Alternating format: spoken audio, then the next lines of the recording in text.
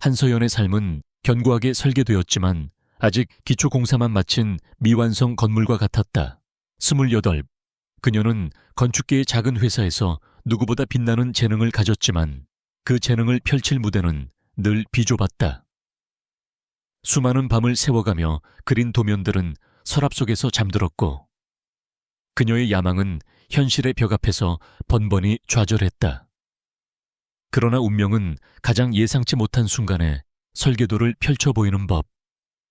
만약 잊어버린 과거의 그림자가 현재의 문을 두드리고 그 문을 여는 열쇠가 당신이 기억하지 못하는 한 남자의 손에 쥐어져 있다면 당신은 어떤 선택을 하게 될까? 숨막히는 정적이 대한민국 최고의 건설사 은성그룹의 최고층 회의실을 지배하고 있었다. 거대한 통유리창 너머로 서울의 스카이라인이 파노라마처럼 펼쳐졌지만 그 누구도 감히 창밖으로 시선을 돌리지 못했다. 모두의 시선은 상석에 앉은 한 남자 은성그룹의 총수 강지훈에게 고정되어 있었다. 32살의 젊은 나이에 제국을 물려받은 그는 냉철한 판단력과 무자비한 결단력으로 업계의 포식자로 군림했다. 그의 차가운 눈빛이 수십 명의 베테랑 건축가와 임원들을 훑고 지나갈 때마다 실내 온도가 몇 도는 떨어지는 듯했다. 그리고 마침내 그의 시선이 회의실 가장 끝자리에 앉은 한서연에게 닿았다. 오늘 이 자리는 은성그룹의 미래를 책임질 아주르 타워 프로젝트의 최종 설계안 발표회였다. 굴지의 건축사무소들이 모두 참여한 이 전쟁터에 한서연의 작은 아틀리에 공간이 최종 후보까지 오른 것은 그 자체로 기적이었다. 서연은 마른 입술을 혀로 축이며 자신을 향해 쏟아지는 의심과 경계의 눈빛들을 애써 무시했다. 그녀의 심장은 금방이라도 흉고를 뚫고 튀어나올 것처럼 격렬하게 뛰었지만 그녀의 표정은 호수처럼 고요했다. 지금 그녀가 믿을 것은 오직 지난 몇 달간 자신의 모든 것을 쏟아부은 설계안, 하늘을 담은 그릇뿐이었다. 강지훈은 말없이 서연을 응시했다. 그의 얼음장 같은 표정 아래 그 누구도 상상하지 못할 거대한 폭풍이 휘몰아치고 있었다. 10년 전 빗속에서 사라졌던 소녀. 그의 세상 전부였고 그의 첫사랑이었으며 끔찍한 사고와 함께 기억을 잃고 연기처럼 사라졌던 바로 그 얼굴. 세월이 흘러 앳된 모습은 사라졌지만 굳은 의지를 담은 저 눈빛과 오똑한 콧날, 꾹 담은 입술은 변하지 않았다. 심장이 쿵 하고 바닥으로 떨어지는 것 같았다. 찾았다. 수천 번의 밤을 절망 속에서 헤매게 했던 그녀를 바로 이곳, 가장 예상치 못한 장소에서 다시 만났다. 그는 당장이라도 달려가 그녀의 이름을 부르고 싶었지만 간신히 이성을 붙잡았다. 그녀는 자신을 기억하지 못한다. 성급한 접근은 모든 것을 망칠 수 있었다. 시작하지. 그의 낮고 차가운 목소리가 회의실의 정적을 깼다. 서연은 깊은 숨을 들이마시고 자리에서 일어났다. 수많은 시선이 칼날처럼 날아와 박혔지만 그녀는 흔들리지 않고 당당하게 프레젠테이션 스크린 앞으로 걸어 나갔다. 그녀가 입을 열자 조금 전까지의 긴장감은 온데간데 없고 확신에 찬 전문가의 목소리가 회의실을 가득 채웠다. 그녀는 건물이 단순한 콘크리트 구조물이 아니라 인간의 삶과 도시의 숨결을 담는 그릇이어야 한다고 역설했다. 그녀의 손짓에 따라 스크린에는 혁신적이면서도 인간미 넘치는 공간들이 펼쳐졌다. 자연 채광을 극대화하고 바람의 길을 만들며 도시와 소통하는 그녀의 설계안은 단순한 마천루가 아니라 살아 숨쉬는 유기체와 같았다. 발표를 듣는 내내 지우는 자신의 감정을 감추기 위해 사투를 벌여야 했다. 그녀의 목소리, 그녀의 열정, 건축에 대한 그녀의 철학, 모든 것이 눈부시게 빛났다. 그녀는 그가 기억하는 것보다 훨씬 더 대단한 사람으로 성장해 있었다. 하지만 동시에 가슴 한쪽이 아릿하게 저려왔다. 저 눈빛이 자신을 전혀 모르는 타인을 보는 눈빛이라는 사실이 그를 고통스럽게 했다. 다른 임원들이 그녀의 경력 부족과 소속 회사의 규모를 문제 삼으며 날카로운 질문들을 던지기 시작했다. 서연은 당황하지 않고 침착하고 논리적으로 모든 질문에 답하며 자신의 설계를 방어했다.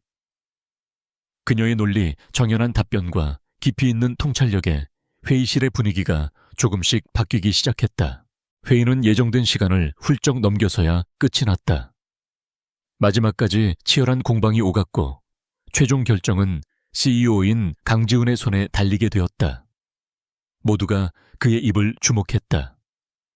그는 오랫동안 눈을 감고 생각에 잠겨 있었다.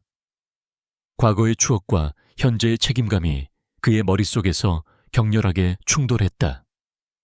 그녀를 다시 만난 이상 절대로 놓칠 수 없었다. 하지만 사적인 감정으로 회사의 명운이 걸린 프로젝트를 결정할 수는 없는 노릇이었다. 그는 눈을 뜨고 감정을 지운 목소리로 말했다. 아주르 타워 프로젝트는 아틀리에 공간의 한서연 건축가 안으로 최종 결정합니다. 그의 선언에 회의실은 순간 술렁였다. 대형 건축사들을 모두 제치고 무명의 신진 건축가가 선정된 것은 파격 그 자체였다. 서연 자신도 믿을 수 없다는 듯 눈을 동그랗게 떴다. 기쁨보다 당혹감이 앞섰다. 자신이 왜 선택되었는지, 저 냉혹해 보이는 CEO가 자신의 설계에서 무엇을 보았는지 도무지 알 수 없었다. 지우는 자리에서 일어나 그녀에게 다가왔다. 내일부터 당장 팀을 꾸려서 본사로 들어오도록. 은성그룹의 지원이 어떤 건지, 그리고 내 기준이 얼마나 까다로운지 직접 보여주게 될 테니. 그의 목소리에는 축하의 온기 대신 얼음 같은 경고가 담겨 있었다. 두 사람의 시선이 허공에서 부딪혔다. 서연은 그의 깊고 검은 눈동자 속에서 설명할 수 없는 슬픔과 함께 알 수 없는 통증을 느꼈다. 머리가 지끈거리며 아주 희미한 잔상이 스쳐 지나갔다. 빗소리, 그리고 희미한 노랫소리. 회의실을 나온 서연은 비틀거리는 걸음으로 복도를 걸었다. 아직도 심장이 세차게 뛰고 있었다. 꿈에 그리던 기회를 잡았다는 기쁨과 동시에 강지훈이라는 남자에게서 느낀 기묘한 압박감과 익숙함이 그녀를 혼란스럽게 했다. 단순한 긴장감 때문이라고 치부하기엔 그의 눈빛을 마주했을 때 느꼈던 두통과 가슴의 통증이 너무나도 생생했다. 그녀는 자신의 과거에 대해 깊이 생각해 본 적이 없었다. 10년 전 빗길 교통사고로 부모님을 모두 잃고 자신 역시 이전의 기억을 모두 잃었다. 의사는 외상 후 스트레스로 인한 해리성 기억 상실이라고 했다. 그 후로 그녀는 오직 앞만 보고 달렸다. 건축가가 되어 자신만의 세상을 세우는 것, 그것만이 텅 빈 과거를 채울 유일한 방법이라 믿었다. 한편 자신의 집무실로 돌아온 지우는 창가에 서서 빠르게 어두워지는 도시를 내려다보았다. 그의 손에는 낡고 빛바랜 사진 한 장이 들려 있었다. 해맑게 웃고 있는 어린 소녀와 소년. 사진 속 소녀는 서연이었고 소녀는 바로 자신이었다. 그는 사진 속 서연의 얼굴을 엄지손가락으로 부드럽게 쓸었다. 서연아, 한서연. 드디어 찾았구나. 그의 목소리는 안도감과 슬픔으로 미세하게 떨리고 있었다. 그는 10년 전 그날을 단 한순간도 잊을 수 없었다. 자신 때문에 그녀가 사고를 당했고 모든 것을 잃었다는 죄책감이 매일 밤 그를 짓눌렀다. 이제 그녀를 찾았으니 그는 자신의 모든 것을 걸고 그녀를 지키고 그녀가 잃어버린 행복을 되찾아 주리라 맹세했다. 하지만 그는 동시에 알고 있었다. 진실이 드러나는 순간 그녀가 받게 될 충격과 고통을, 그리고 그 진실 뒤에 도사리고 있는 추악한 위험을. 그렇기에 그는 진실을 숨겨야만 했다.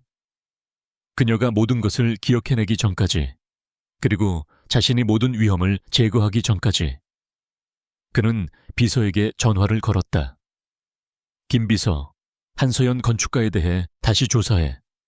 10년 전 사고 이후의 모든 행적을 사소한 것 하나도 빠짐없이. 그의 눈빛이 차갑게 빛나고 있었다. 이제 막 위험하고도 애틋한 운명의 서막이 올랐을 뿐이었다. 다음 날 서연은 자신의 팀원 몇 명과 함께 은성그룹 본사에 입성했다. 아주르 타워 프로젝트 전용 사무실은 최첨단 장비와 최고의 전망을 자랑하는 그야말로 꿈의 공간이었다. 하지만 그곳의 공기는 왠지 모르게 무거웠다. 기존 은성그룹 건축팀원들의 노골적인 무시와 텃세가 느껴졌다. 그들은 낙하산이라도 탄 듯 갑자기 나타난 젊은 여자를 자신들의 리더로 인정할 수 없다는 태도를 숨기지 않았다. 서연은 애써 태연한 척했지만 보이지 않는 벽에 부딪히는 기분이었다. 그녀는 실력으로 증명하는 수밖에 없다고 마음을 다잡았다. 첫 공식 회의가 시작되었다. 강지훈이 직접 회의를 주재했다. 그는 서연의 기본 설계안을 스크린에 띄우고는 매섭게 문제점들을 지적하기 시작했다. 디자인의 신미성은 인정하지만 구조적 안정성에 대한 고려가 부족하다. 이 부분의 자재는 비용 측면에서 비효율적이고 동선 설계는 실제 유동인구를 감안했을 때 심각한 병목 현상을 유발할 수 있다.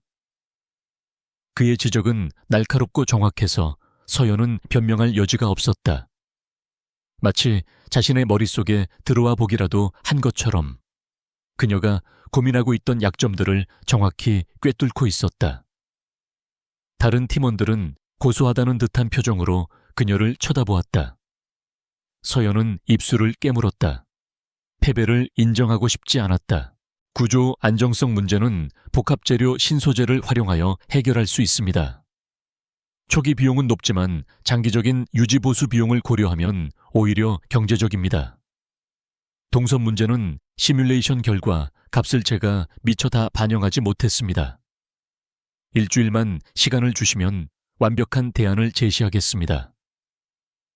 그녀는 물러서지 않고 정면으로 그의 눈을 바라보며 말했다.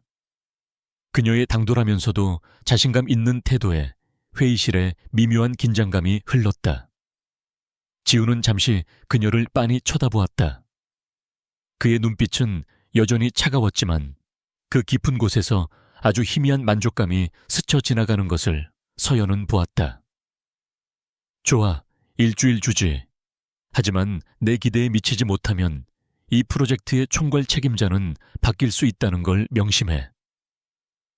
그는 쐐기를 박듯 말하고는 자리에서 일어나 회의실을 나가버렸다. 서연은 그가 나간 뒤에도 한동안 자리에 멍하니 앉아 있었다. 그와의 대화는 마치 살얼음판을 걷는 것 같았다.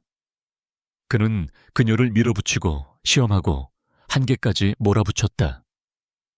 하지만 이상하게도 그 과정이 불쾌하지만은 않았다. 오히려 잠자고 있던 그녀의 투지를 깨우는 것 같았다. 그의 날카로운 지적 속에서 그녀는 자신을 성장시키려는 숨은 의도를 어렴풋이 느꼈다. 그리고 다시 그의 눈을 보았을 때 익숙한 두통이 찾아왔다. 이번에는 조금 더 선명한 이미지였다. 비가 내리는 날, 낡은 도서관의 창가에 나란히 앉아있는 두 아이의 뒷모습. 서연은 머리를 흔들며 쓸데없는 생각을 지워버리려 애썼다. 지금은 과거에 얽매일 때가 아니었다. 그녀는 자신의 능력을 증명해야만 했다.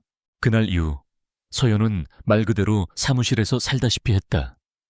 밤낮 없이 연구하고 계산하고 도면을 수정했다. 그녀의 열정에 처음에는 냉소적이던 은성그룹 팀원들도 조금씩 마음을 열고 협력하기 시작했다. 지우는 그 모든 과정을 묵묵히 지켜보고 있었다. 그는 보고를 통해 그녀의 모든 일거수일투족을 파악하고 있었다.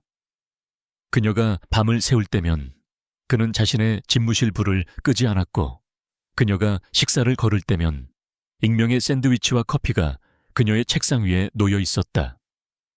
서연은 그저 회사의 복지련이 생각했지만 그 모든 것은 그녀를 향한 지훈의 서툰 배려였다.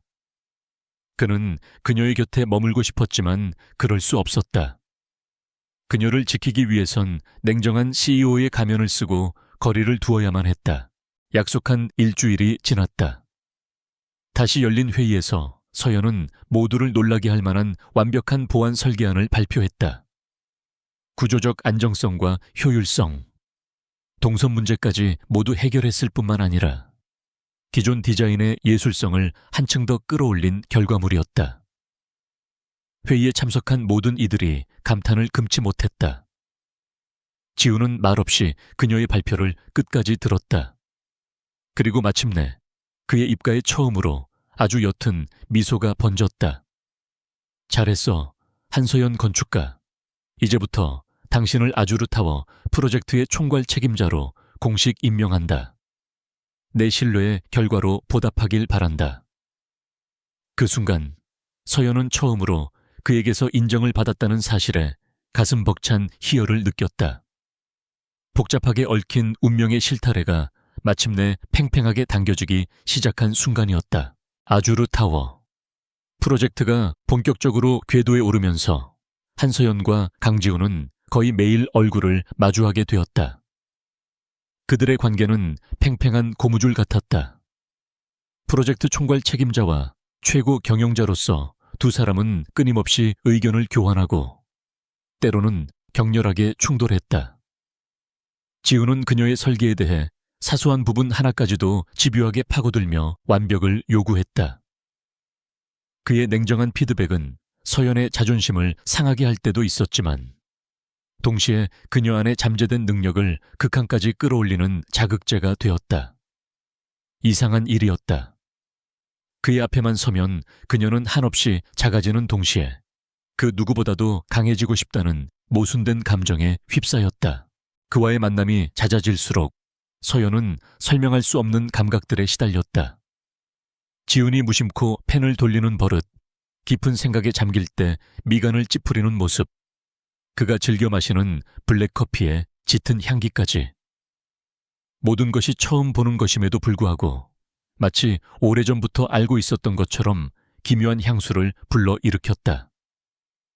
그 감각들은 안개처럼 희미해서 손에 잡히지는 않았지만 분명히 그녀의 마음을 흔들었다.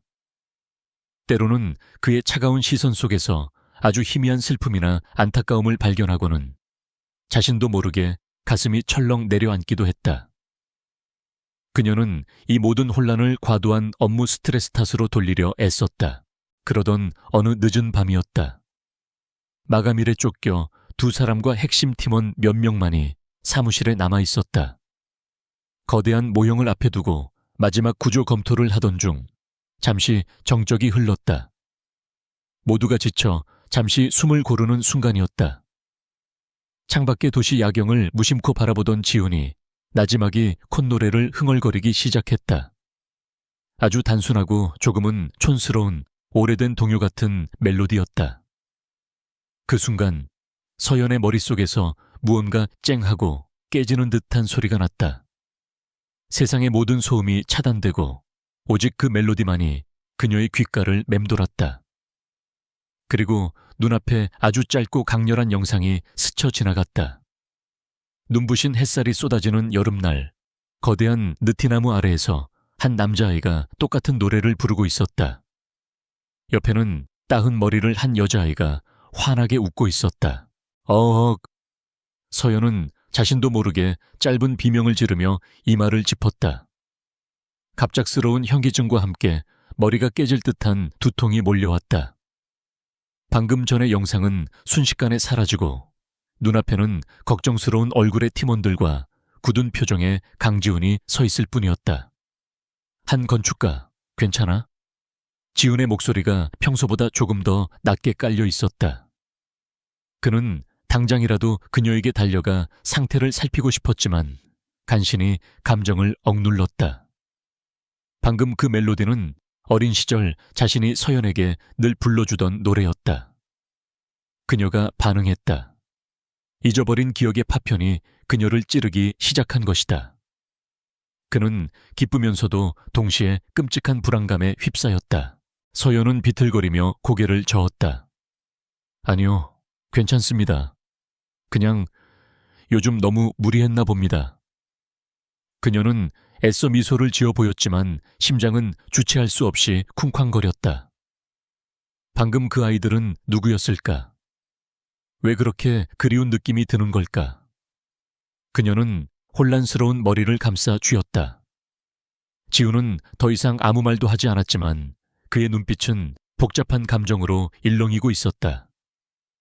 그는 더 이상 회의를 진행할 수 없다고 판단하고 모두에게 퇴근을 명령했다.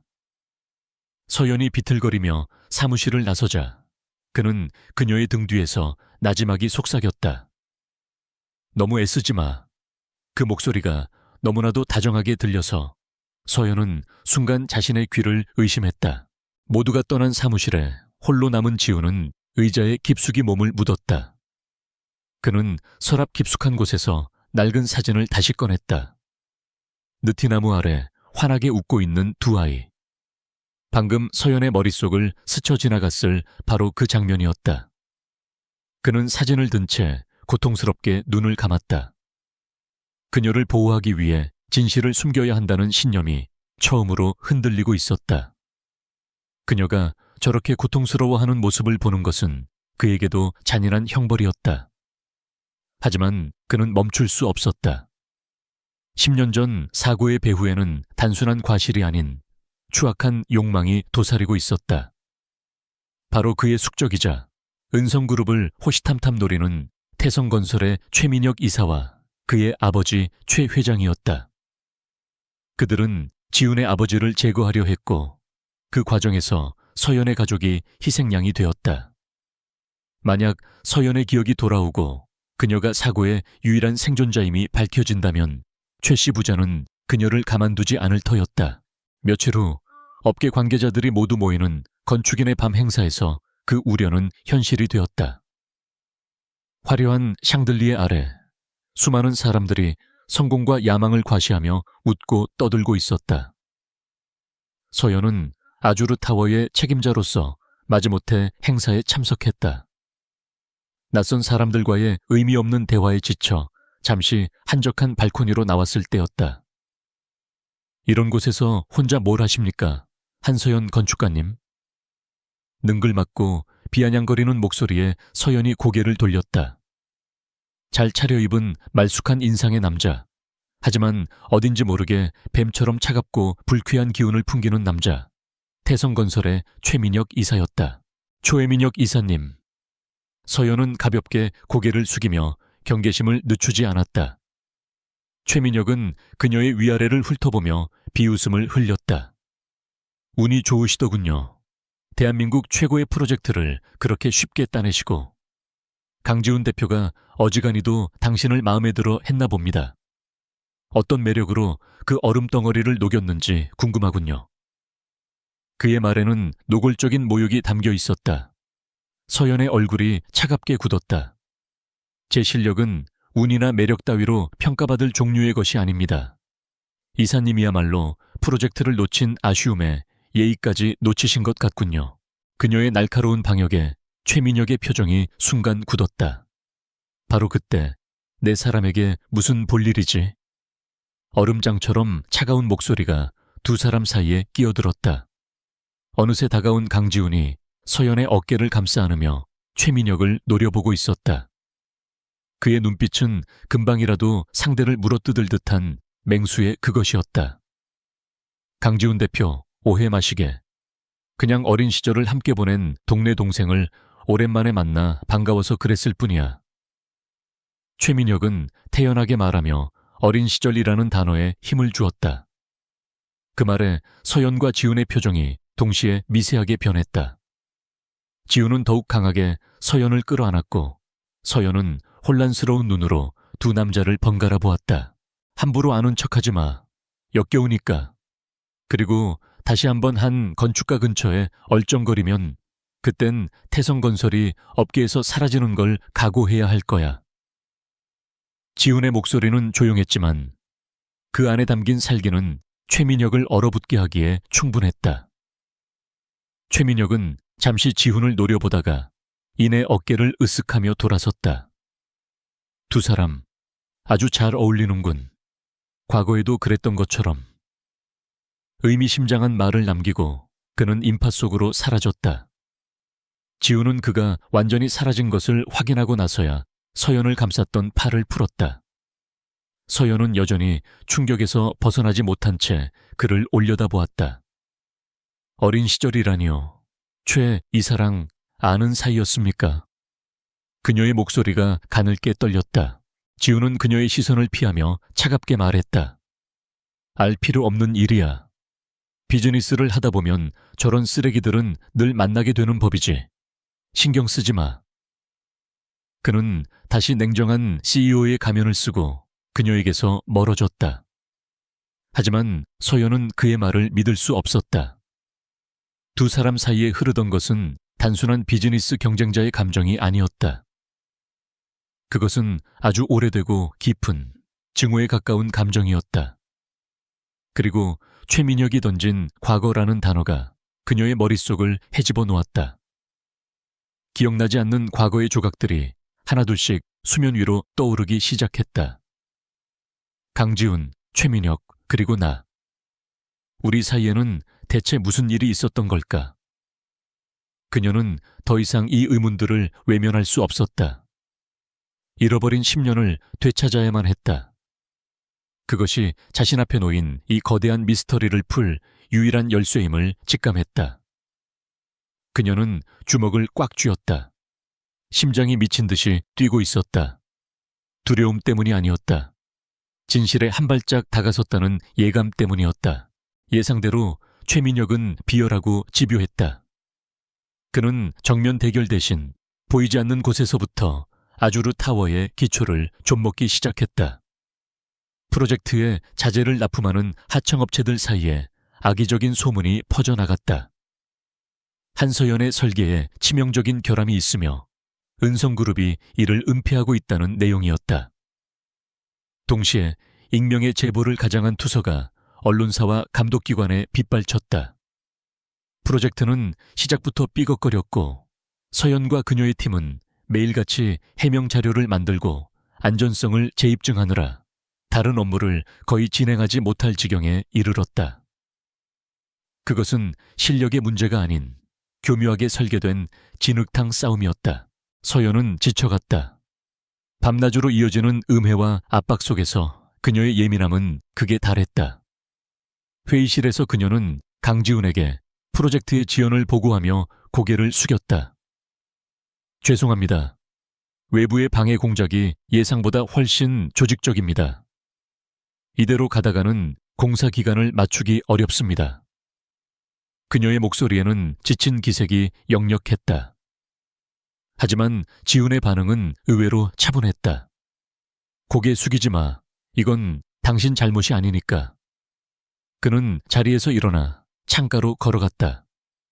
뱀은 구멍 밖으로 끌어내서 머리를 밟아줘야 죽는 법이야. 그의 눈빛이 창밖의 태성건설 본사 건물을 향해 있었다. 그 눈에는 단순한 분노를 넘어선 깊고 차가운 복수심이 서려 있었다. 그날 밤 지훈은 자신의 서재에서 한 남자와 통화하고 있었다. 수화기 너머의 목소리는 거칠고 나이가 지긋했다. 회장님, 10년 전 사건 파일을 다시 파헤치는 건 위험합니다. 최 회장, 그 영감, 보통 내기가 아닙니다. 남자는 과거 지훈의 아버지를 보좌했던 전직 국정원 요원 출신의 보안팀장이었다. 지훈의 목소리는 단호했다. 그래서 박 팀장님이 필요한 겁니다. 이번 자재 납품 비리 의혹의 배후에도 분명 최민혁이 있습니다. 10년 전 사고와 지금 벌어지는 일이 결코 무관하지 않다는 확신이 들어요. 최 회장 부자가 당시 서연인의 가족에게 무슨 짓을 했는지 사소한 거 하나도 놓치지 말고 전부 다시 조사해 주세요. 그들이 감추고 있는 진실을 세상 밖으로 끌어내야겠습니다. 그는 전화를 끊고 어둠 속에서 주먹을 강하게 쥐었다. 더 이상 그녀를 위험 속에 방치할 수 없었다. 과거의 망령은 이제 그가 직접 상대해야만 했다. 며칠 후 사건이 터졌다. 아주르 타워의 핵심 공정 중 하나인 중앙 골조 설치 작업이 한창인 건설 현장에서였다. 서연은 안전 기준이 제대로 지켜지고 있는지 직접 확인하기 위해 현장을 찾았다. 안전모를 깊게 눌러쓰고 복잡한 철골 구조물 사이를 꼼꼼히 살피는 그녀의 모습은 그 어떤 베테랑 현장 소장보다도 진지했다. 마침 그날은 강지훈 역시 불시에 현장 점검을 나온 날이었다. 그는 멀찍이 서 서연의 모습을 묵묵히 지켜보고 있었다. 그녀의 열정과 프로페셔널함에 가슴 한구석이 따뜻해지는 것을 느꼈지만 동시에 불길한 예감이 그의 심장을 옥죄었다. 최민혁이 이렇게 조용할 리가 없었다. 바로 그 순간이었다. 서연이 지하층과 연결되는 철골빔의 용접 상태를 확인하기 위해 허리를 숙였을 때 그녀의 머리 위에서 수십 톤에 달하는 거대한 H빔을 옮기던 타워 크레인이 기괴한 금속성 파열음을 냈다. 크레인과 H빔을 연결하던 와이어로프의 고정 볼트 하나가 튕겨져 나가면서 육중한 H빔이 공중에서 균형을 잃고 거대한 추처럼 흔들리기 시작했다. 위험해. 현장의 모든 인부들이 경악하며 소리쳤다. 하지만 이미 늦었다. HBIM은 서연이 있는 곳을 향해 무서운 속도로 떨어져 내리고 있었다. 서연은 고개를 들었을 때 죽음의 그림자가 자신을 덮치는 것을 보았다. 공포에 질려 몸이 굳어버렸고 발이 바닥에 붙어버린 듯 꼼짝할 수도 없었다. 시간이 멈춘 것 같았다. 모두가 비명을 지르며 눈을 감으려던 바로 그 찰나, 검은 그림자 하나가 번개처럼 그녀를 향해 달려들었다. 강지훈이었다. 그는 이성이 아닌 본능으로 움직였다. 망설임은 1초도 없었다.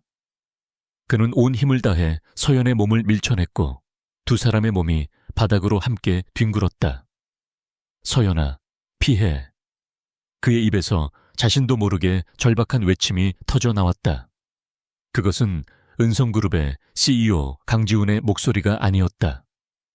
10년 전 그녀를 부르던 어린 소년의 목소리였다. 쾅! 거대한 굉음과 함께 H빔이 그들이 불과 몇 초 전까지 서 있던 자리에 떨어지며 콘크리트 바닥을 박살냈다.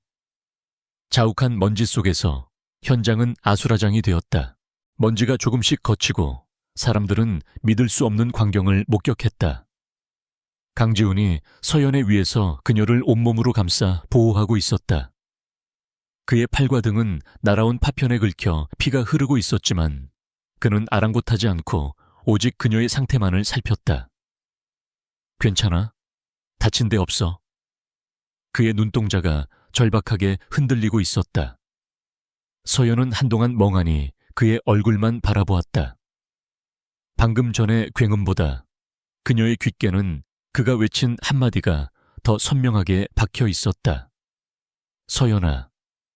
공식적인 자리에서는 단 한 번도 들을 수 없었던 너무나도 다정하고 애틋한 그 호칭. 그 이름이 그녀의 머릿속에 잠겨있던 또 하나의 기억의 문을 세차게 두드렸다. 비가 쏟아지던 날 교통사고 현장에서 희미해져 가는 의식 속에서 누군가 자신을 애타게 부르던 바로 그 목소리. 서연은 자신도 모르게 눈물을 흘렸다. 그녀는 지훈을 밀어내고 비틀거리며 자리에서 일어났다. 방금 저를 뭐라고 부르셨습니까? 그녀의 목소리는 충격과 혼란으로 떨리고 있었다. 지훈은 그제야 자신이 무슨 실수를 했는지 깨달았다. 그의 얼굴이 하얗게 질렸다. 상황이 위급해서 나도 모르게. 그는 변명하려 했지만 서연의 눈빛 앞에서 어떤 말도 의미가 없었다. 그녀의 눈은 당신은 누구냐고, 당신이 알고 있는 진실이 무엇이냐고 소리치고 있었다. 그들의 주변으로 사람들이 몰려들기 시작했다.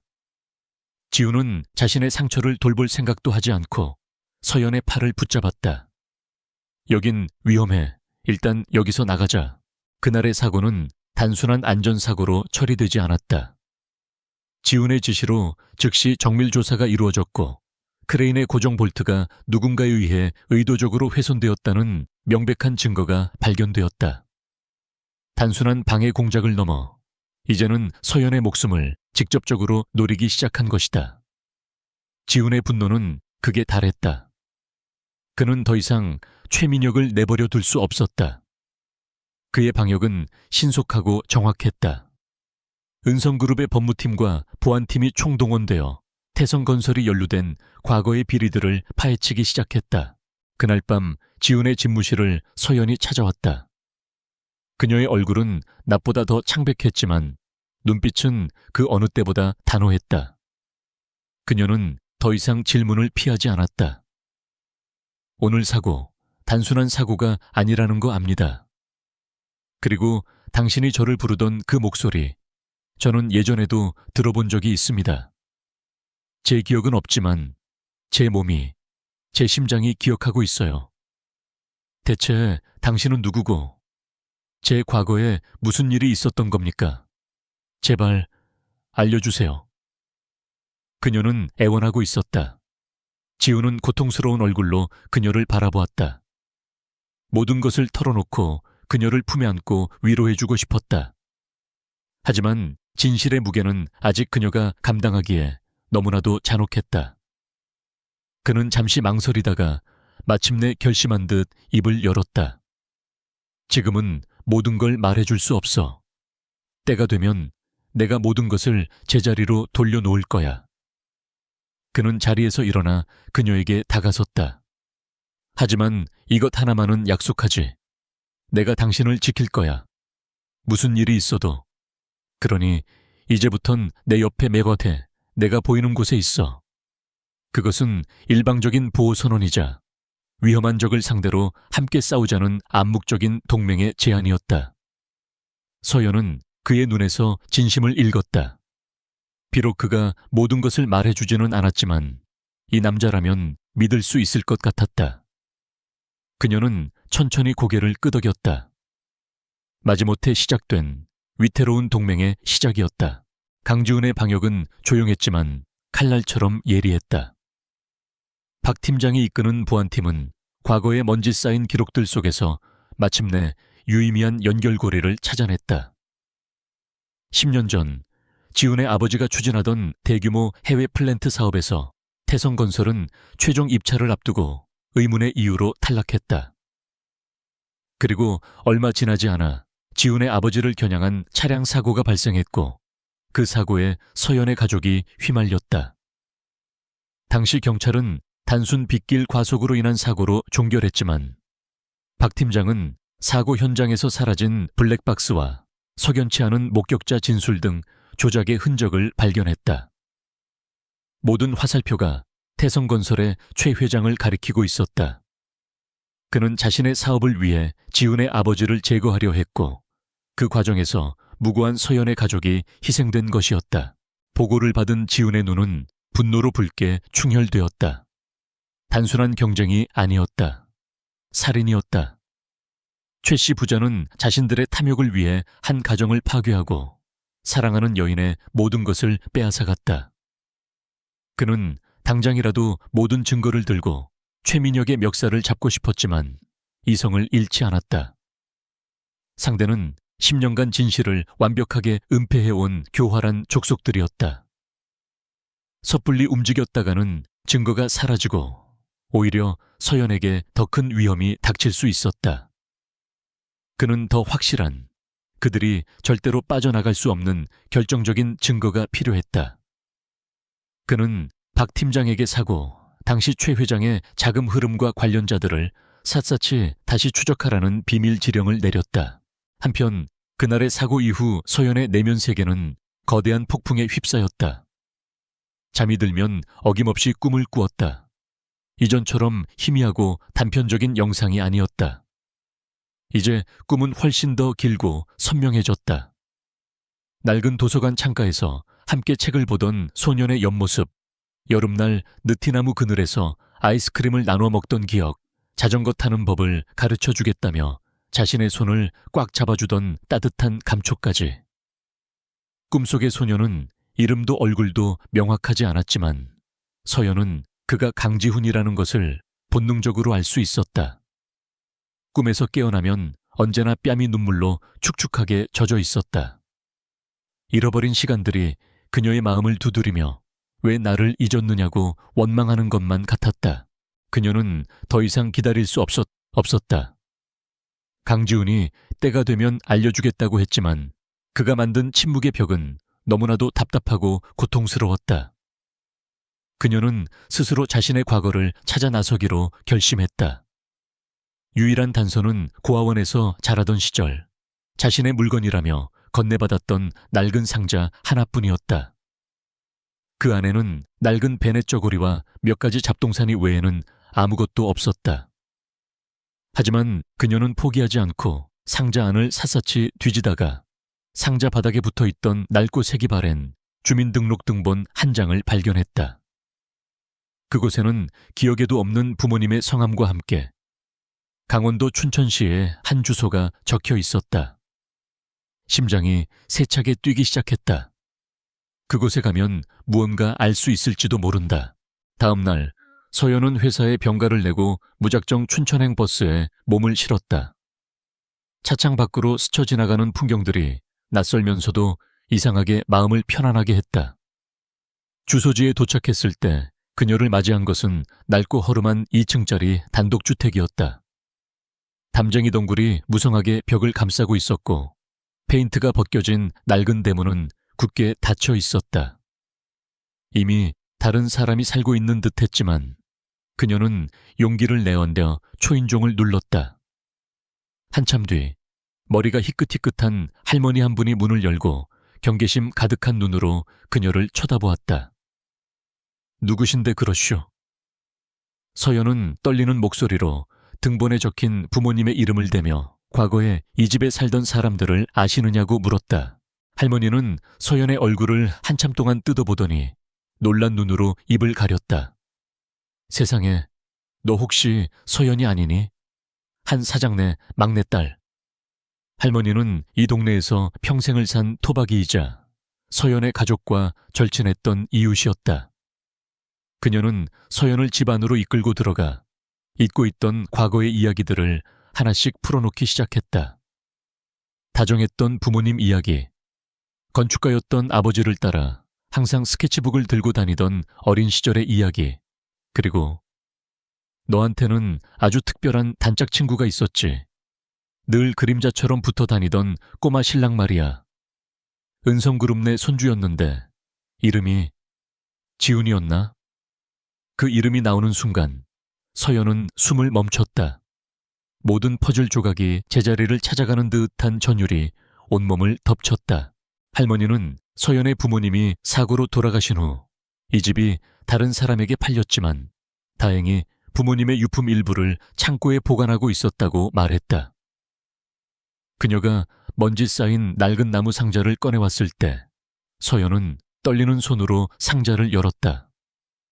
그 안에는 낡은 앨범들과 아버지의 낡은 스케치북이 들어있었다. 그녀가 앨범을 펼치는 순간 시간이 멈췄다. 앨범 가득 환하게 웃고 있는 자신과 한 소년의 사진이 들어있었다. 느티나무 아래에서 계곡에서 물장구를 치며 나란히 앉아 책을 보는 모습까지. 사진 속 소년은 의심할 여지 없이 어린 시절의 강지훈이었다. 그리고 마지막 페이지에는 삐뚤빼뚤한 글씨로 쓴 편지 한 장이 붙어 있었다. 나중에 커서 내가 세상에서 제일 멋진 집을 지어줄게. 서연이 너를 위한 집. 약속. 지훈이가 눈물이 봇물 터지듯 흘러내렸다. 잃어버렸던 시간, 텅 비어있던 과거가 한꺼번에 그녀에게 밀려왔다. 그날 밤 서연은 앨범을 들고 곧장 은성그룹으로 향했다. 로비에서 그를 기다리겠다고 고집을 부린 끝에 마침내 야근을 마치고 내려오는 강지훈과 마주칠 수 있었다. 그는 지친 얼굴로 엘리베이터에서 내리다가 그녀를 발견하고는 걸음을 멈췄다. 그의 표정이 굳어졌다. 서연은 말없이 그에게 다가가 앨범을 펼쳐 그들의 어릴 적 사진을 그의 눈앞에 내밀었다. 이제는 대답해 주실 시간입니다. 이 사진 속 아이가 저라는 거, 그리고 저 아이가 당신이라는 거. 당신은 처음부터 모든 걸 알고 있었죠. 저를 모르는 척했던 이유가 뭡니까? 왜 저를 속였어요? 그녀의 목소리는 눈물로 젖어 있었지만 그 어느 때보다 단호했다. 지우는 사진을 보는 순간 심장이 바닥으로 추락하는 것 같았다. 올 것이 왔다고 생각했다. 그녀의 눈에는 진실을 갈망하는 절박함과 함께 자신에 대한 배신감이 담겨 있었다. 그는 모든 것을 고백하고 싶었다. 내가 너를 얼마나 찾아 헤맸는지, 너를 다시 만나 얼마나 기뻤는지, 그리고 너를 지키기 위해 얼마나 필사적이었는지. 하지만 바로 그 순간 그의 휴대폰이 짧게 진동했다. 박 팀장에게서 온 문자였다. 최 회장 쪽에서 움직이기 시작했습니다. 아가씨의 신변이 위험합니다. 조심하십시오. 그 짧은 문장이 지훈의 마음에 마지막으로 남아있던 망설임마저 얼려버렸다. 지금 진실을 말하는 것은 그녀를 최 회장이라는 맹수의 아가리 속으로 밀어넣는 것과 같았다. 그는 고통을 감추고 세상에서 가장 차가운 가면을 꺼냈었다. 그는 사진에서 시선을 떼고 무감정한 눈으로 서연을 바라보았다. 그래, 어릴 때 동네에서 같이 놀았던 기억이 나는군. 근데 그게 뭐 어쨌다는 거지? 수십 년 전의 일을 가지고 뭘 기대한 건가? 한서연 건축가. 지금 우리가 그런 어린 시절 추억놀이나 할 만큼 한가한 사이는 아닐 텐데. 그의 목소리는 얼음 조각처럼 날카로웠다. 그는 일부러 그녀의 감정과 기억의 가치를 폄하하고 하찮은 것으로 만들어버렸다. 그녀를 지키기 위해 그는 그녀의 마음에 가장 깊은 상처를 내는 방법을 선택했다. 서연은 그의 말을 믿을 수 없다는 듯 충격으로 얼어붙었다. 이것이 그가 내놓은 대답이었다. 그녀의 애타는 질문에, 눈물에, 그리고 되찾은 기억의 조각들에 대한 그의 반응은 차가운 무시였다. 그녀를 위해 목숨을 던졌던 남자가 이제 와서 모든 것을 그저 어린 시절 추억놀이로 치부해버렸다. 가슴이 갈갈이 찢어지는 것 같았다. 배신감과 모멸감에 눈물이 핑 돌았지만 그녀는 이를 악물고 눈물을 삼켰다. 알겠습니다, 대표님. 제가 착각했군요. 당신에게는 그저 하찮은 과거일 뿐이라는 거 잘 알겠습니다. 그녀는 떨리는 손으로 앨범을 덮었다. 하지만 저는 포기하지 않을 겁니다. 당신이 숨기고 있는 진실이 무엇이든 10년 전에 무슨 일이 있었는지 제 힘으로 반드시 알아낼 겁니다. 당신의 도움이 없이도. 그녀는 차갑게 돌아섰다. 그녀의 뒷모습은 위태로워 보였지만 결코 꺾이지 않을 강한 의지가 느껴졌다. 지우는 차마 그녀를 붙잡지 못하고 주먹을 피가 나도록 세게 쥔 채 그녀가 사라지는 모습을 지켜볼 수밖에 없었다. 두 사람 사이에 결코 넘을 수 없을 것 같은 거짓말의 벽이 세워진 순간이었다. 강지훈이 세운 거짓말의 벽은 두 사람 사이에 차가운 겨울을 몰고 왔다. 그들은 같은 공간에서 일했지만 서로에게 보이지 않는 존재처럼 행동했다. 서연은 자신의 모든 감정을 건축에 대한 열정으로 쏟아부었다. 그녀는 더 이상 강지훈에게 어떤 것도 기대하거나 질문하지 않았다. 대신 그녀는 그의 까다로운 요구보다 한 발 앞서 완벽한 결과물을 만들어냈고 그의 냉정한 지적에 흔들림 없이 논리적인 데이터로 응수했다. 그것은 그녀만의 방식의 싸움이었다. 당신이 나를 무시하고 과거를 하찮게 여겨도 나는 내 실력으로 당신을 압도하겠다는 무언의 선언. 지우는 그런 그녀의 모습을 고통스럽게 지켜보았다. 그녀의 눈빛에 담긴 실망과 상처가 비수가 되어 매일 그의 심장을 찔렀다. 그녀를 지키기 위한 선택이었지만 그 선택이 그녀를 얼마나 깊이 베었는지 그는 똑똑히 보고 있어야만 했다. 한편 강지훈의 압박에 숨통이 조여오던 최민혁은 마침내 마지막 카드를 꺼내들기로 결심했다. 강지훈을 직접 공격하는 것은 불가능에 가까웠다. 하지만 그의 가장 약한 골이 그가 필사적으로 지키려는 한서연을 무너뜨린다면 이야기는 달라질 터였다. 그는 자신의 아버지인 최 회장과 함께 거대하고 치밀한 덫을 설계했다. 그것은 아주르 타워 프로젝트 자체를 뿌리부터 흔들어버릴 거대한 부패 스캔들이었다. 그들은 수개월에 걸쳐 유령 회사를 설립하고 복잡한 자금 세탁을 통해 프로젝트의 하청 계약 과정에서 거액의 비자금이 오고 간 것처럼 서류를 조작했다. 그리고 그 모든 비자금의 최종 수혜자로 프로젝트 총괄 책임자인 한서연의 서명이 위조된 비밀 계좌를 만들어 넣었다. 폭풍은 가장 평온한 날에 찾아왔다. 한 유력 시사 주간지가 한면 톱기사로 은성그룹 아주르 타워 수백억대 비자금 조성 의혹을 터뜨렸다. 기사에는 조작된 회계 장부와 입출금 내역, 그리고 한서연의 이름으로 된 차명 계좌의 존재까지 상세하게 담겨 있었다. 세상은 발칵 뒤집혔다. 무명의 신데렐라로 떠올랐던 젊은 건축가는 순식간에 탐욕스러운 범죄자로 낙인 찍혔다. 언론사들의 카메라가 24시간 내내 은성그룹 본사와 서연의 오피스텔 앞을 진을 쳤고 검찰은 즉각 수사에 착수했다. 프로젝트는 전면 중단되었고 서연은 출국 금지와 함께 검찰의 소환 통보를 받았다. 서연의 세상은 송두리째 무너져 내렸다. 그녀는 결백했지만 교묘하게 조작된 증거들 앞에서 그녀의 항변은 공허한 외침일 뿐이었다. 팀원들은 그녀를 의심의 눈초리로 바라보았고 업계는 싸늘하게 등을 돌렸다. 그녀가 평생을 바쳐 쌓아 올린 모든 것이 하룻밤 사이에 잿더미가 되어버렸다. 절망의 끝에서 그녀는 강지훈을 찾아갔다. 그의 집무실 문을 열었을 때 그는 창밖을 보며 서 있었다. 사실이 아닙니다. 서연은 겨우 목소리를 쥐어짰다. 저는 돈을 받은 적도 그런 계좌가 있는 줄도 몰랐습니다. 믿어주세요. 그녀의 눈빛은 간절했다. 하지만 돌아온 그의 대답은 비수처럼 차가웠다. 회사는 공식적인 조사 결과가 나오기 전까지 어떠한 입장도 밝힐 수 없어. 한서연 건축가, 당신은 오늘부로 아주르 타워 프로젝트의 모든 직무에서 배제된다. 검찰 조사에 성실히 임하도록. 그의 말에 서연의 눈에서 마지막 희망의 불씨마저 꺼져버렸다. 결국 이 남자에게 자신은 언제든 버릴 수 있는 장기짝에 불과했던 것이다. 그녀는 더 이상 아무 말도 하지 않고 텅 빈 눈으로 돌아서서 그의 사무실을 나갔다. 문이 닫히는 순간 지훈은 주먹으로 벽을 세게 내리쳤다.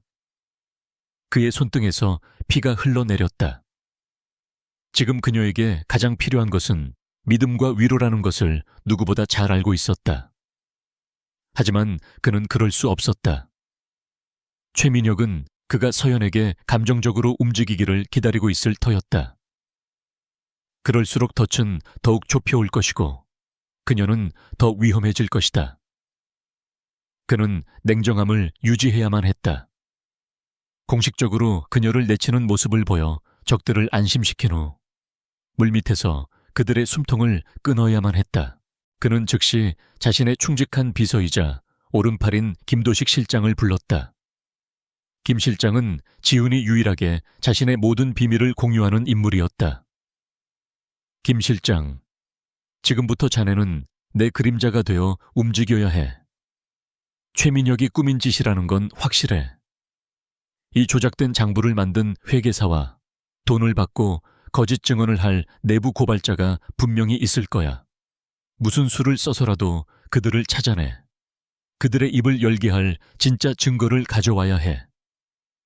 지훈의 목소리는 강철처럼 차가웠지만 그 안에는 김 실장에 대한 절대적인 신뢰가 담겨 있었다. 목숨을 걸고 완수하겠습니다, 대표님.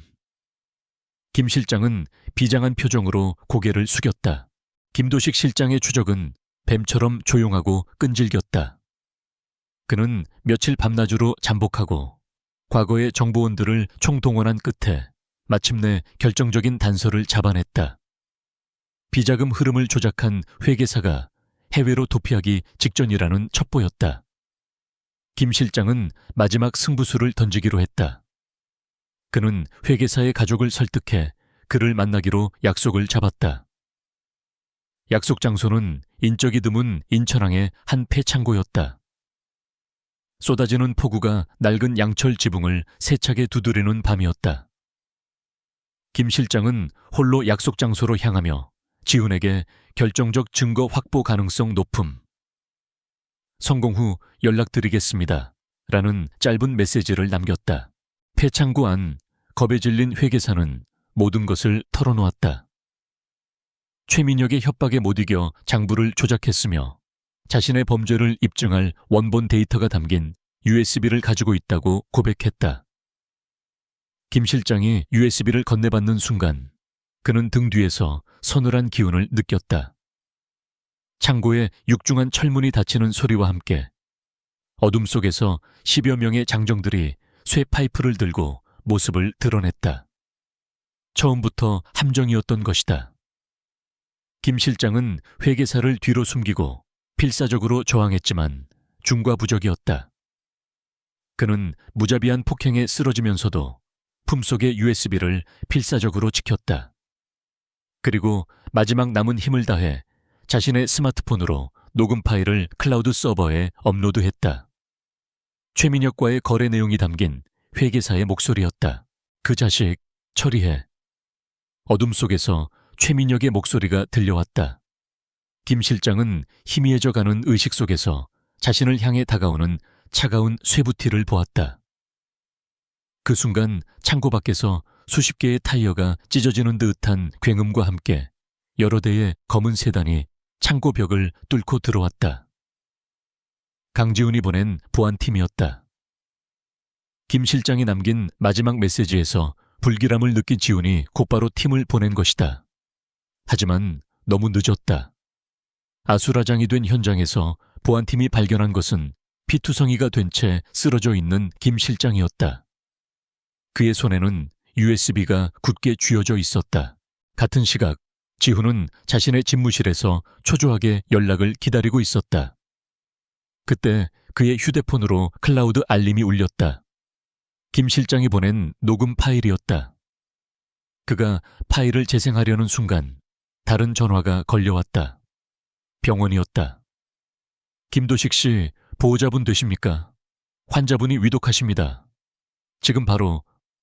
수화기 너머의 목소리가 지훈의 심장을 얼어붙게 만들었다. 그는 전화기를 떨어뜨렸다. 세상이 무너지는 것 같았다. 자신을 위해 그리고 서연을 위해 목숨을 던진 충신의 희생. 그것은 지훈에게 씌워져 있던 마지막 이성의 족쇄를 끊어버렸다. 병원 응급실 차가운 침대 위에 김 실장이 산소호흡기에 의지한 채 누워 있었다. 의사는 가망이 없다고 말했다. 지훈은 유리창 너머로 그 모습을 보며 생전 처음으로 소리 없이 오열했다. 미안함, 분노, 그리고 참을 수 없는 자기 혐오가 그를 집어삼켰다. 그녀를 지키겠다는 자신의 오만한 방식이 결국 가장 소중한 사람을 잃게 만든 것이다. 이제 더 이상 숨을 필요도 돌아갈 길도 없었다. 그는 눈물을 닦았다. 그의 눈에는 더 이상 슬픔이 남아있지 않았다. 오직 모든 것을 불태워 버릴 듯한 차갑고 텅 빈 분노만이 이글거리고 있었다. 그는 휴대폰을 꺼내 박 팀장에게 전화를 걸었다. 가지고 있는 모든 증거, 세상의 전부 풀어. 태성건설을 지도에서 지워버릴 시간이야.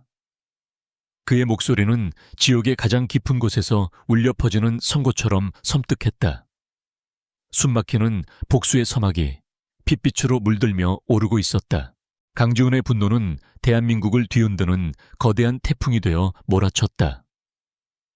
다음 날 아침 모든 언론사의 헤드라인은 태성건설 10년 전 교통사고 위장청부 살인 의혹이라는 충격적인 제목으로 도배되었다. 김도식 실장이 목숨과 맞바꾼 녹음 파일과 USB는 스모킹 건이 되었다. 파일에는 최민혁이 회계사를 협박하여 비자금 장부를 조작하고 한서연에게 모든 죄를 뒤집어 씌우려 한 정황이 고스란히 담겨 있었다. 더 충격적인 것은 박 팀장이 찾아낸 10년 전 사고의 조작 증거들이었다.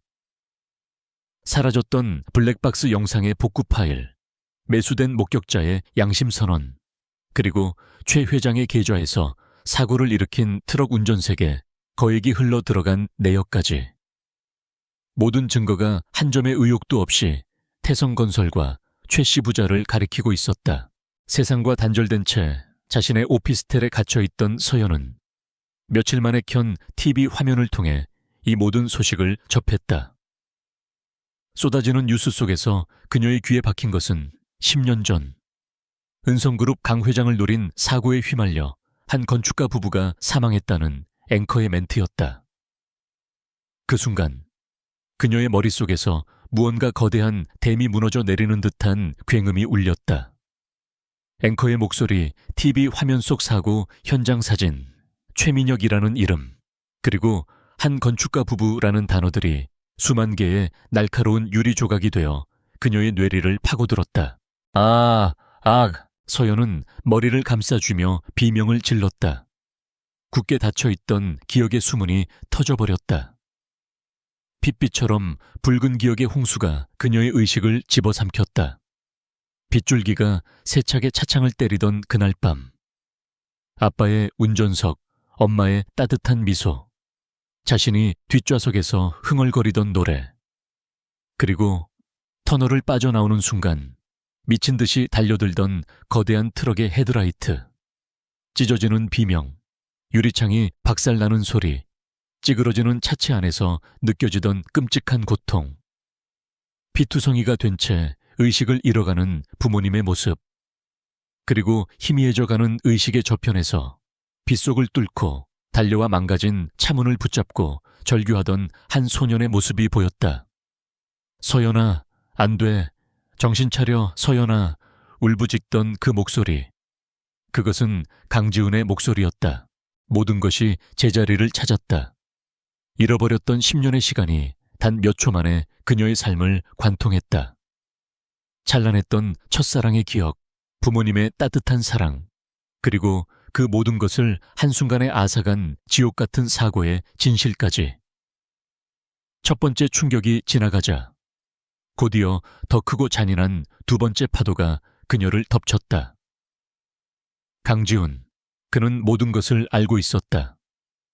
그녀가 누구인지, 그녀가 어떤 고통을 겪었는지, 그녀의 부모님이 어떻게 죽었는지, 그 모든 진실을 알고 있으면서도 철저하게 그녀를 속였다. 그의 냉정함, 그의 거리감, 어린 시절 추억놀이라며 그녀의 기억을 무시하던 그의 잔인한 말들이 심장에 박힌 파편처럼 되살아나 그녀를 갈기갈기 찢어놓았다. 그가 주었던 희망, 그에게 느꼈던 신뢰가 한순간에 끔찍한 배신감으로 변했다. 서연은 비틀거리며 자리에서 일어났다. 눈에서는 뜨거운 눈물이 쉴 새 없이 흘러내렸지만 그녀의 눈빛은 분노로 차갑게 불타고 있었다. 그녀는 겉옷을 걸치고 그대로 밖으로 뛰쳐나갔다. 빗발치는 기자들의 질문을 뚫고 택시를 잡아탄 그녀가 향한 곳은 단 한 곳, 은성그룹 본사였다. 그녀는 로비에 재질을 뿌리치고 미친 사람처럼 최고층으로 향하는 엘리베이터에 몸을 실었다. 그의 집무실 문을 벌컥 열었을 때 강지훈은 수많은 법무팀 직원들에게 둘러싸여 무언가를 지시하고 있었다. 그는 문 앞에 선 서연을 보고는 모든 것을 직감했다는 듯이 굳은 얼굴로 직원들을 물렸다. 텅 빈 사무실, 두 사람만이 남았다. 서연은 떨리는 걸음으로 그에게 다가갔다. 그리고 그의 뺨을 잇는 힘껏 내리쳤다. 짝 하는 날카로운 소리가 사무실을 울렸다. 지우는 피하지 않고 그대로 맞았다.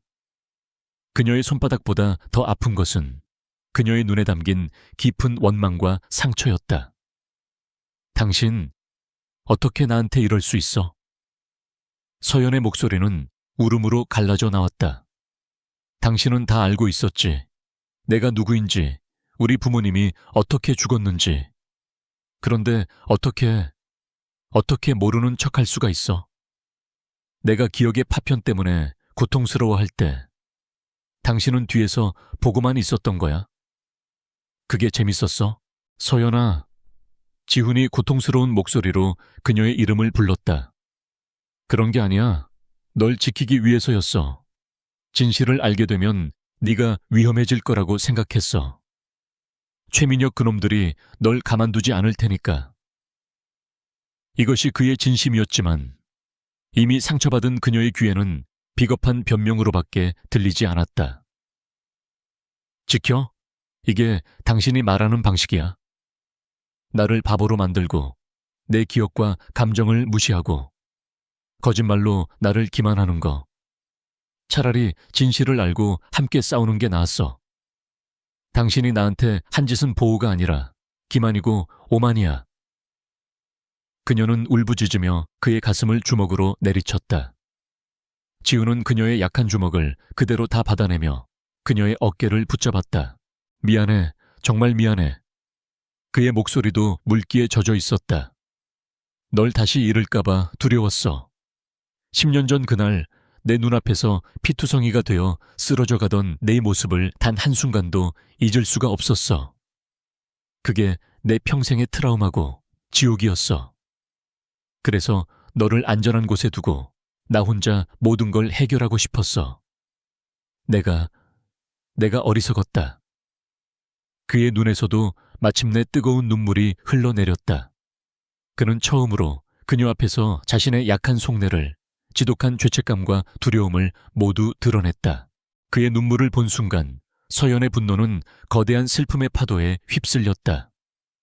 그녀는 그의 품에 무너지듯 안겨 소리내어 울었다. 잃어버린 부모님에 대한 그리움, 되찾은 과거의 고통, 그리고 자신을 속인 남자에 대한 원망과 그럼에도 불구하고 여전히 그를 향하고 있는 자신의 마음까지. 모든 감정이 뒤섞여 눈물이 되어 터져 나왔다. 한참을 울던 두 사람은 이 슬픔과 분노를 쏟아낼 진짜 대상을 떠올렸다. 그들의 삶을 망가뜨리고 서로에게 상처를 주게 만든 원흉, 최씨 부자. 서연은 눈물을 닦고 그의 품에서 벗어나 붉게 충혈된 눈으로 그를 바라보았다. 이제 어떻게 할 거죠? 그녀의 목소리는 더 이상 약하지 않았다. 복수심과 의지로 단단해져 있었다. 지우는 그녀의 눈을 마주 보았다. 그 눈빛 속에서 그는 더 이상 지켜줘야 할 연약한 소녀가 아닌 자신과 함께 싸울 동지를 보았다. 그는 손등으로 자신의 눈물을 닦아내고 말했다. 그들에게서 모든 것을 빼앗을 거야. 그들이 우리에게서 빼앗아갔던 것보다 훨씬 더 고통스럽게 그들이 쌓아 올린 모든 것을 무너뜨릴 거야. 그의 목소리는 차갑고 단호했다. 그리고 그 시작은 우리가 함께 만든 아주르 타워가 될 거야. 두 사람의 개인적인 감정의 폭풍은 아직 끝나지 않았다. 용서와 이해는 더 먼 훗날의 이야기였다. 하지만 지금 이 순간 그들은 공동의 적을 앞에 두고 마침내 하나의 목표를 향해 손을 맞잡았다. 그것은 복수이자 정의를 되찾기 위한 전쟁의 시작이었다. 한서연과 강지훈 사이의 공개는 더 이상 뜨거운 분노나 차가운 원망이 아니었다. 그 자리에는 모든 감정이 불타버린 뒤에 잿더미처럼 차갑고 단단한 복수심만이 남았다. 그들의 전쟁 본부는 아주르 타워의 프로젝트 사무실이었다. 거대한 타워의 모형을 가운데 두고 두 사람은 밤을 새워가며 복수의 설계도를 그렸다. 그것은 더 이상 건물의 설계도가 아니었다. 최씨 부자를 사회적으로, 법적으로, 그리고 인간적으로 완벽하게 매장시킬 무대의 설계도였다. 지훈이 법과 자본의 칼을 휘두른다면 서연은 그 칼날이 가장 깊숙이 박힐 급소를 찾아내는 역할을 했다. 그들은 오만해요. 자신들이 모든 것을 통제할 수 있다고 믿죠. 서연이 타워에 조감도를 가리키며 말했다. 그녀의 목소리는 놀랍도록 침착했다. 그러니 그들이 가장 빛나고 싶어 하는 순간에 가장 깊은 나락으로 떨어뜨려야 해요.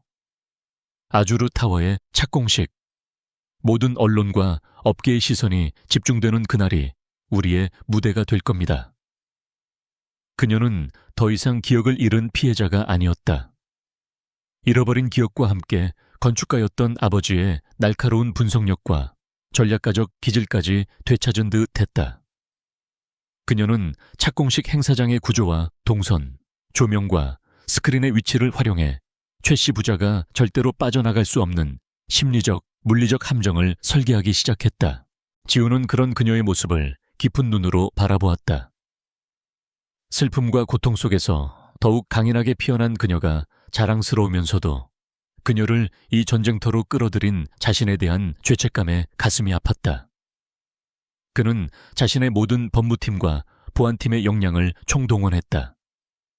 김도식 실장이 남긴 증거들을 바탕으로 태성건설의 모든 비자금 흐름과 불법 로비 정황을 낱낱이 파헤쳤고 10년 전 사고의 진실을 입증할 추가 증인들을 비밀리에 확보했다.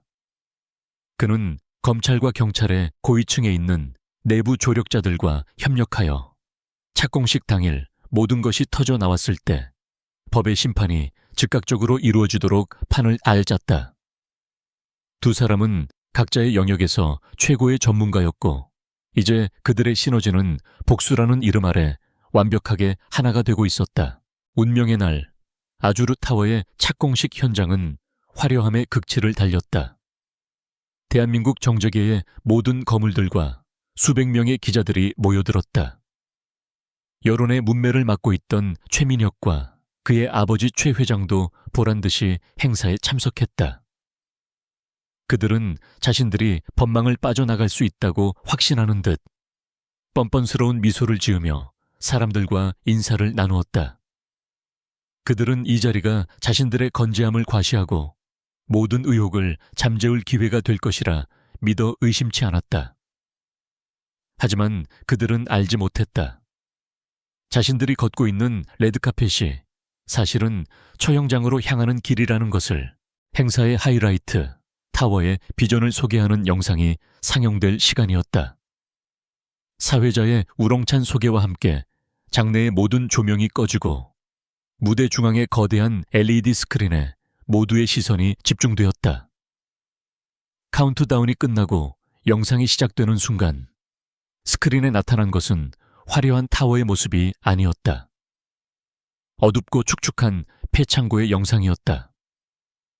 그리고 그 안에서 겁에 질린 회계사가 최민혁의 이름을 언급하며 모든 범죄 사실을 자백하는 김도식 실장이 목숨을 걸고 녹음한 바로 그 영상이 재생되기 시작했다.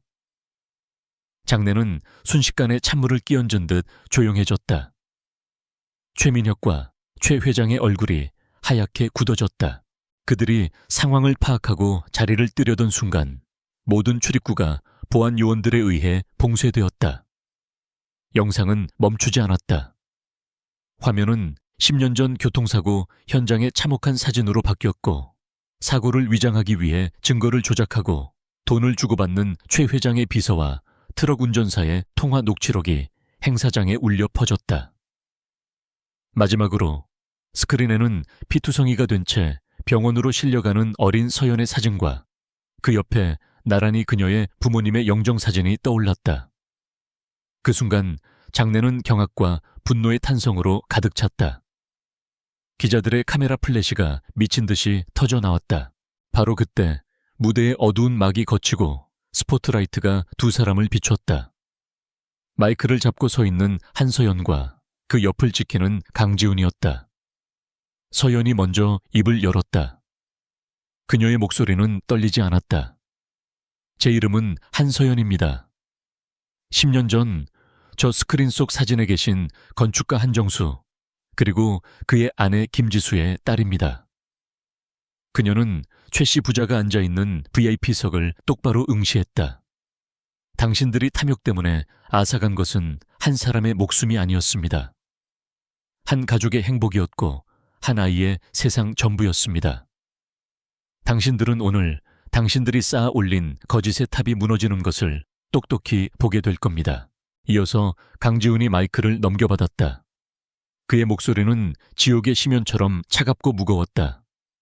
태성건설 최성필 회장과 최민혁 이사. 당신들은 살인자입니다. 그리고 오늘 이 자리는 당신들의 추악한 제국이 끝나는 날입니다. 그의 말이 끝나기가 무섭게 행사장 뒤편에서 수십 명의 검사와 수사관들이 들이닥쳤다. 그들은 곧장 VIP석으로 향해 넋이 나간 채 앉아있는 최 씨 부자에게 차가운 수갑을 채웠다. 살인 및 살인교사, 증거인멸, 특정경제범죄 가중치 어벌법상 횡령 및 배임 혐의로 긴급 체포합니다. 최민혁은 미친 사람처럼 발버둥치며 강지훈을 향해 저주를 퍼부었고 최 회장은 그 자리에서 실신해버렸다. 그들의 비참한 몰락은 그들이 저지른 죄의 무게를 고스란히 보여주는 한편의 연극과도 같았다. 아수라장이 된 행사장 한가운데 서연과 지훈은 말없이 서로를 바라보았다. 길고 길었던 복수가 마침내 끝났다. 하지만 그들의 마음속에는 후련함 대신 깊은 허무함과 슬픔이 파도처럼 밀려왔다. 어떤 복수도 죽은 사람을 되살릴 수는 없었고 잃어버린 시간을 되돌릴 수는 없었다. 스크린에는 여전히 서연의 부모님 사진이 빛나고 있었다. 서연의 눈에서 뜨거운 눈물이 다시 흘러내렸다. 지우는 말없이 다가가 그녀의 어깨를 감싸 안았다. 그것은 위로이자 사죄였다. 그리고 새로운 시작을 약속하는 무언의 맹세이기도 했다. 며칠 후 서연과 지우는 한적한 추모공원을 찾았다. 김도식 실장의 유골이 안치된 곳이었다. 그의 사진은 생전처럼 온화한 미소를 띠고 있었다. 지우는 하얀 국화를 내려놓으며 나지막이 말했다. 편히 쉬십시오, 실장님. 당신의 희생 잊지 않겠습니다. 서연 역시 조용히 고개를 숙였다. 그의 희생이 없었다면 진실은 영원히 묻혔을지도 모른다. 정의는 승리했지만 그 승리는 너무나도 큰 희생 위에 서 있었다. 두 사람은 한참 동안 말없이 비석을 바라보았다. 과거의 모든 폭풍이 지나간 자리, 이제 그들에게는 서로의 상처를 보듬고 무너진 삶을 다시 일으켜 세워야 하는 긴 시간이 남아 있었다. 모든 폭풍이 지나간 후 세상은 빠르게 안정을 되찾았다. 태성건설은 몰락했고 최 씨 부자는 법의 엄중한 심판을 받았다. 아주르 타워 프로젝트는 대중의 응원 속에서 재개되었다. 하지만 세상의 소음이 잦아들자 한서연과 강지훈에게는 비로소 둘만이 마주해야 할 깊고 고요한 상처의 시간이 찾아왔다.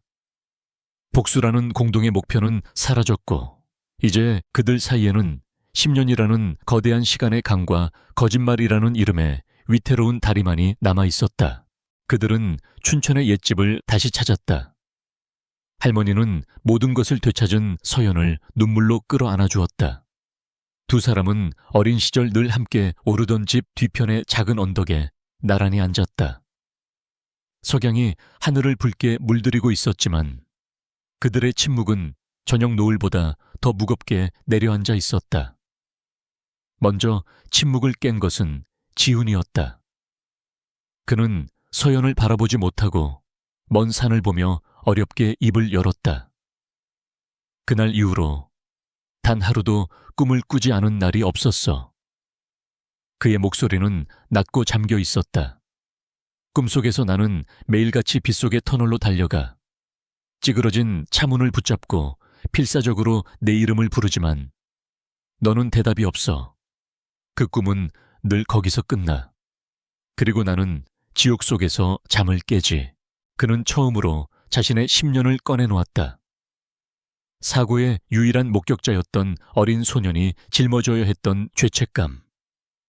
자신 때문에 그녀의 가족이 그 길을 가게 되었다는 생각, 그녀를 지키지 못했다는 무력감이 어떻게 자신을 갉아먹었는지. 그리고 마침내 그녀를 다시 만났을 때 기쁨보다 먼저 찾아왔던 것은 끔찍한 공포였다고 고백했다. 널 다시 잃을까봐 무서웠어. 진실을 말하는 순간 10년 전의 악몽이 되풀이될 것만 같았어. 그래서 널 속였어. 널 밀어냈고 상처 줬어. 그게 널 지킬 유일한 방법이라고 믿는 어리석은 겁쟁이였으니까. 그는 마침내 서연을 바라보았다. 그의 눈에는 한 그룹의 냉정한 총수가 아닌 길을 잃고 상처 입은 한 남자의 후회와 슬픔이 가득 담겨 있었다. 서연은 말없이 그의 이야기를 들었다. 그녀의 마음속에서 들끓던 분노와 배신감의 불꽃이 그의 고통 어린 고백 앞에서 조금씩 사그라들고 있었다. 그녀는 자신만이 피해자라고 생각했다. 하지만 그 역시 10년 동안 자신만의 지옥 속에서 홀로 싸우고 있었다. 그의 방식은 서툴고 이기적이었지만 그 근원에는 그녀를 향한 깊고 절박한 사랑이 있었다. 그녀는 자신의 손을 그의 떨리는 손 위에 조용히 포겠다. 나도 매일 꿈을 꿨어. 얼굴도 이름도 모르는 소년이 나오는 꿈. 그 소년이 나한테 세상에서 제일 멋진 집을 지어주겠다고 약속하는 꿈이었어. 그녀의 목소리는 따뜻했다. 바보 같기는. 당신 혼자 나한테 집을 지어주는 게 아니야. 우리가 같이 지어야지. 그녀의 말에 지훈의 눈에서 뜨거운 눈물이 흘러내렸다. 그것은 10년의 죄책감을 씻어내리는 용서의 눈물이었다. 서연은 그의 눈물을 닦아주었다. 상처는 깊었지만 그들은 알았다. 서로의 상처를 보듬어줄 수 있는 유일한 사람 또한 서로뿐이라는 것을. 그들은 그날 밤 쏟아질 듯한 별 아래에서 아주 오랫동안 서로를 마주보고 앉아 있었다. 잃어버린 시간들에 대해 그리고 앞으로 함께 만들어갈 시간들에 대해 이야기했다. 길고 길었던 그들의 겨울이 마침내 끝나고 조심스러운 봄이 찾아오고 있었다. 그 후 아주르 타워는 새로운 의미를 갖게 되었다. 그것은 더 이상 단순한 건물이 아니었다. 두 사람의 과거와 현재 그리고 미래를 잇는 상징이었다. 그들은 함께 현장을 누비고 밤을 새워가며 설계를 다듬었다. 의견이 부딪힐 때도 있었지만 이제 그들의 논쟁에는 서로에 대한 깊은 신뢰와 존중이 깔려 있었다. 지훈의 냉철함과 서연의 따뜻한 감성이 결합된 아주르 타워는 단순한 마천루를 넘어 도시의 스카이라인을 다시 쓰는 예술 작품으로 태어나고 있었다. 그들이 함께 일하는 모습은 그 자체로 한 폭의 그림처럼 아름다웠다. 서서히 하지만 분명하게 그들은 무너졌던 자신들의 삶을 사랑으로 다시 지어 올리고 있었다. 2년 후 아주르 타워는 마침내 위용을 드러냈다. 서울의 하늘을 찌르듯이 솟아오른 푸른빛의 타워는 그 이름처럼 하늘을 담은 거대한 그릇처럼 보였다.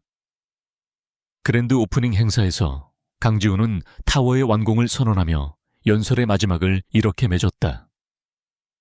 이 타워는 위대한 건축가이신 고 한정수님과 그의 철학을 이어받아 이 기적을 현실로 만든 한서연 건축가에게 바칩니다. 스포트라이트가 서연에게 쏟아졌고 그녀는 눈부신 미소로 화답했다.